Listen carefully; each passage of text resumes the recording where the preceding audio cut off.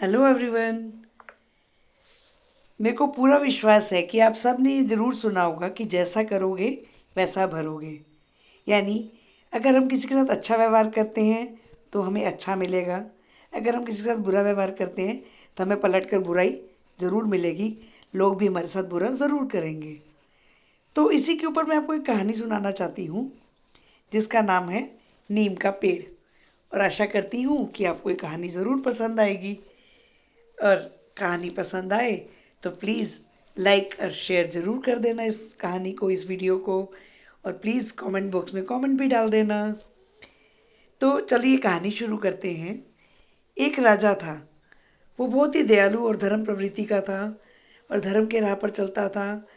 जनता के कष्टों को दूर करने के लिए हमेशा तैयार रहता था।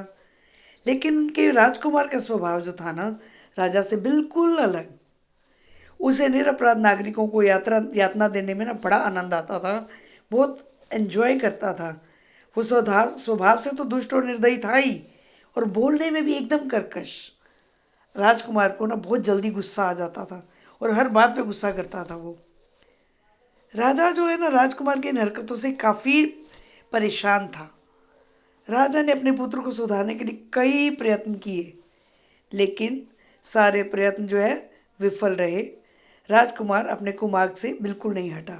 वो अपनी गलत हरकतों से राज्य की जनता को तंग करता रहा, और राज्य की जनता में भी अब उसके प्रति विरोध बढ़ना शुरू हो गया। जैसे जैसे राजकुमार की उम्र बढ़ती जा रही थी, वैसे वैसे उसके गलत काम भी बढ़ते जा रहे थे। वो लोगों को तंग करता जाता था, और से और नए नए तरीक़ों से तंग करता था वो। सभी परिजन भी, यानी जो अपने परिवार के लोग थे, उसने उनसे भी वो मतलब किसी न किसी तरह से परेशानी देता रहता था, और वो सब जो है ना उससे आज़ाद होना चाहते थे। धीरे धीरे इस बात की खबर पड़ोस में एक नगर था, वहाँ के रहने वाले एक संत को पड़ी। संत ने सोचा कि अरे राजा इतना अच्छा, और ये बच्चा तो तानाशाह बन जाएगा एक दिन, और नगरवासियों को तो बहुत परेशान करेगा। तो संत ने सोचा कि मैं इस राजकुमार को ना सही रास्ते पर लाने का प्रयास करूँगा, और निश्चित रूप से लाऊंगा। तो संत ने राजकुमार को अपने पास नहीं बुलाया, बल्कि खुद उसके पास चल कर गए। संत उसे एक छोटे से नीम के वृक्ष के पास ले गए और उनसे कहा, राजकुमार जी, जरा इस वृक्ष का पत्ता तो तोड़ो और देखो इसका स्वाद कैसा है। राजकुमार ने झट से पत्ता तोड़ा और एक पत्ते को चबा डाला मुंह में डालकर। तो राजकुमार का मुंह तो एकदम से कड़वाहट से भर गया, और बस इतनी सी बात से राजकुमार आपे से बाहर एकदम क्रोधित हो गया। लेकिन वो संत जी को कुछ नहीं बोला, क्योंकि उसको पता था संत श्राप भी दे देते थे। परंतु उसने अपने नौकरों को आदेश दिया कि इस पेड़ को खुड़वा कर फेंक दो। संत राजकुमार से बोला, अरे राजकुमार जी, ये आपने क्या किया? तो राजकुमार बोला, इस पौधे के लिए तो यही किया जाना ही बेहतर था। क्यों?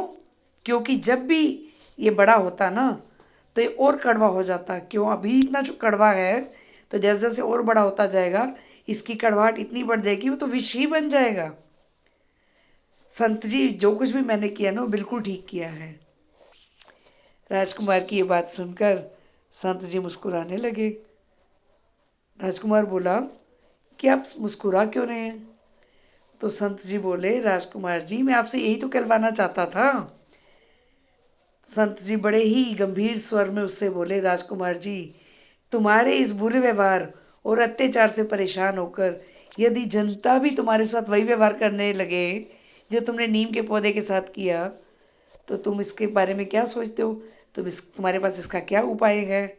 इससे राजकुमार को काफ़ी झटका लगा, और फिर उसने निश्चय किया कि वो बुराई की राह को छोड़ देगा और अच्छे रास्ते पर चलेगा, किसी को परेशान नहीं करेगा।